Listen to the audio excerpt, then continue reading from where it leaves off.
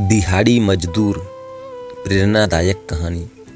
कल सूर्य और रोशनी की स्कूल की फीस भरनी है। 8 महीनों से नहीं भरी है। रोशनी बता रही थी कि प्रिंसिपल ने कहा है कि अगर कल फीस नहीं भरी तो स्कूल से निकाल देंगे। शांति अपने पति रामेश्वर से कह रही थी।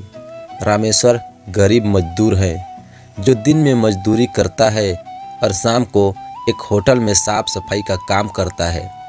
उसकी पत्नी शांति भी छोटे मोटे काम कर लेती है जिससे उसके घर का खर्चा चल रहा था, लेकिन वह अपने बच्चों को अच्छी शिक्षा दिलाकर उनका भविष्य सुधारना चाहते थे। रामेश्वर यह कभी नहीं चाहता था कि उसके बच्चे भी बड़े होकर मजदूरी करें, लोगों की गालियां खाएं और 2 वक्त की रोटी के लिए दिन भर अपनी हड्डियों को तोड़ते रहे। फिर भी किस दिन खाने को नसीब होगा या किस दिन भूखे पेट सोना पड़ेगा पता नहीं। रामेश्वर के हालात पहले ऐसे नहीं थे। वह ऑटो रिक्शा ड्राइवर था जिससे उसकी आमदनी ठीक ठाक हो जाती थी।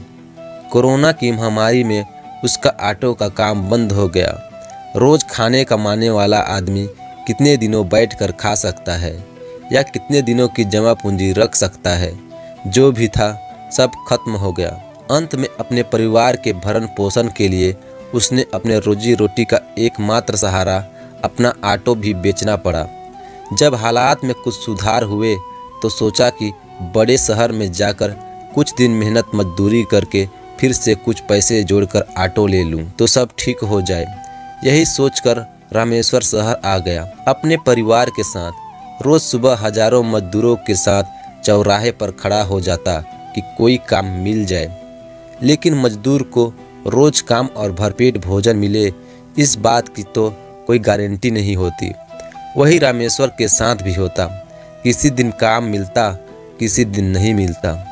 रोज शाम उसके घर आने का इंतजार होता कि शाम को रामेश्वर घर आएगा, कुछ कमा कर तो घर का चूल्हा जलेगा, नहीं तो पानी पीकर ही गुजारा करना पड़ेगा।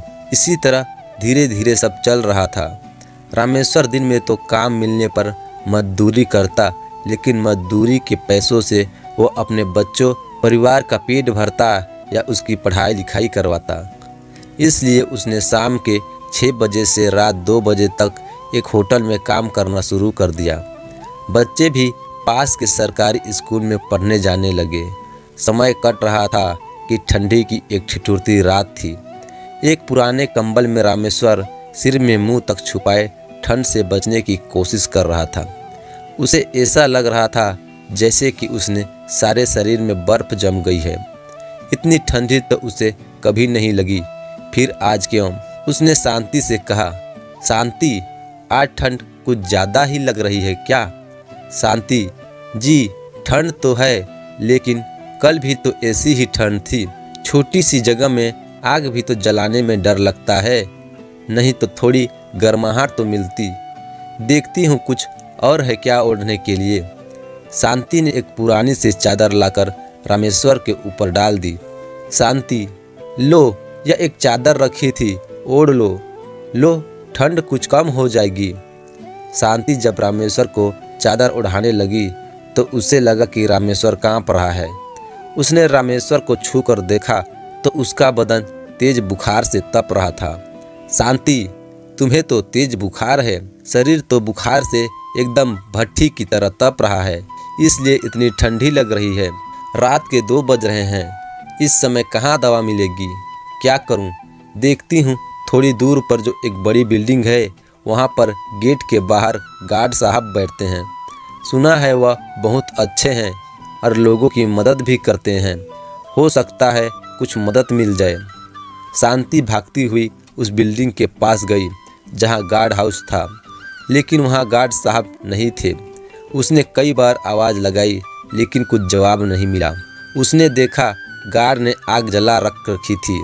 उसे लगा थोड़ी सी आग यहाँ से ले चलूँ तो शायद कुछ गर्माहट मिले। उसने वहाँ से एक पुराने टीन के डिब्बे के सहारे थोड़ी सी आग ले ली और अपने झुग्गी में आकर रामेश्वर के पास रख दी।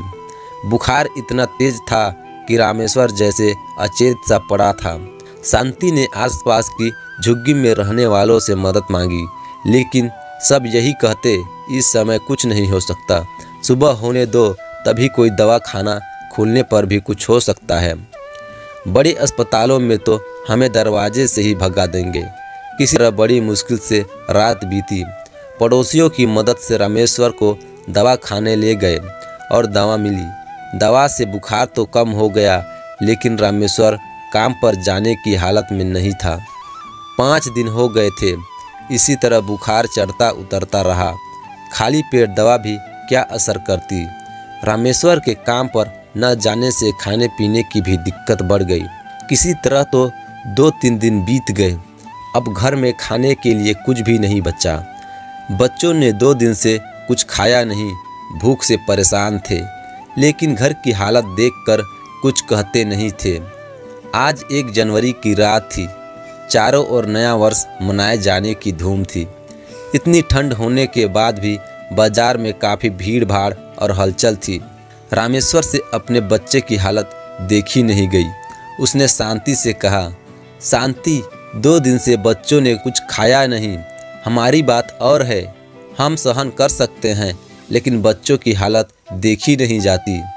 मैं होटल जा रहा हूँ, आज वहाँ भीड़ भाड़ भी ज़्यादा होगी तो कुछ ज़्यादा पैसे भी मिल जाएंगे और खाने को भी कुछ मिल जाएगा।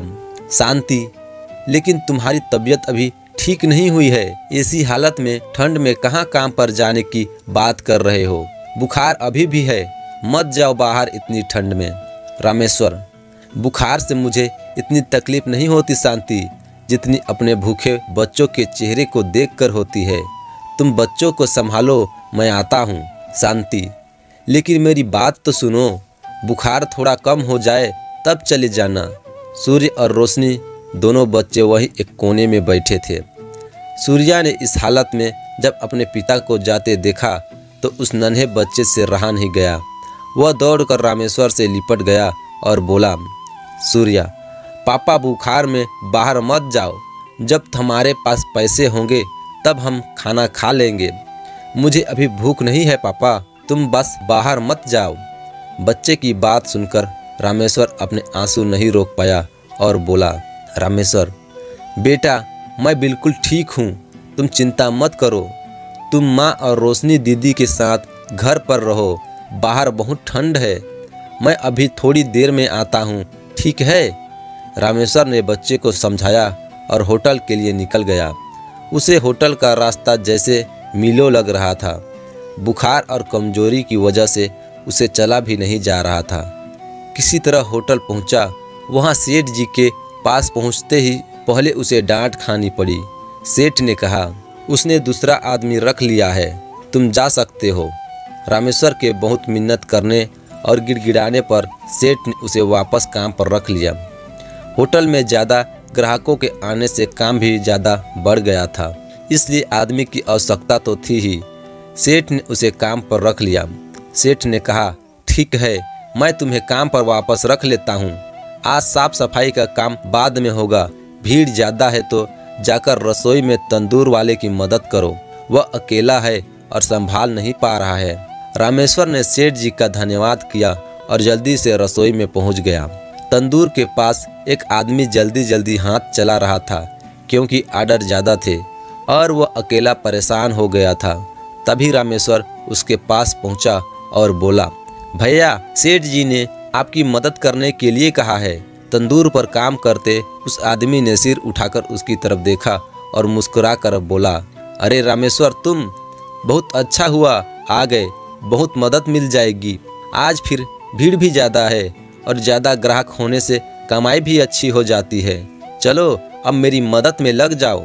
रामेश्वर ने तुरंत अपनी सदरी एक तरफ रखी और काम में लग गया। थोड़ी देर बाद तंदूर पर पहले से काम कर रहे उस आदमी ने कहा, रामेश्वर भाई, तुम फटाफट रोटियां तंदूर में लगा दो, मैं जरा बाथरूम से अभी आता हूँ। रामेश्वर भी तेजी तेजी हाथ चलाने लगा, क्योंकि आर्डर की लाइन लगी थी। एक तो तेज बुखार और 2 दिन से कुछ न खाने की वजह से उसे अचानक से सिर में जोर से चक्कर आ गया और वह तंदूर पर रोटियां लगाते लगाते गिर पड़ा। उसे इस तरह गिरा देखकर वहां काम कर रहे और लोग उसकी मदद के लिए दौड़े, लेकिन तब तक देर हो चुकी थी।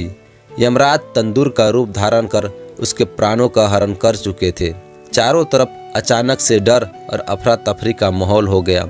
सेठ जी ने तुरंत पुलिस और एम्बुलेंस को खबर की और रामेश्वर को अस्पताल ले गए, लेकिन अब उससे कोई फायदा नहीं, क्योंकि रामेश्वर तो पहले ही अपने प्राण गंवा चुका था। अपनी सारी परेशानियों और कष्टों से मुक्त होकर वह इस संसार से विदा ले चुका था, लेकिन वहाँ झुग्गी में उसका भूखा परिवार उसके आने की राह देख रहा था। आपको यह कहानी कैसी लगी हमें कमेंट करके ज़रूर बताएं, और वीडियो अच्छा लगा तो वीडियो को लाइक, शेयर और चैनल में नए हैं तो चैनल को सब्सक्राइब करना न भूलें। धन्यवाद।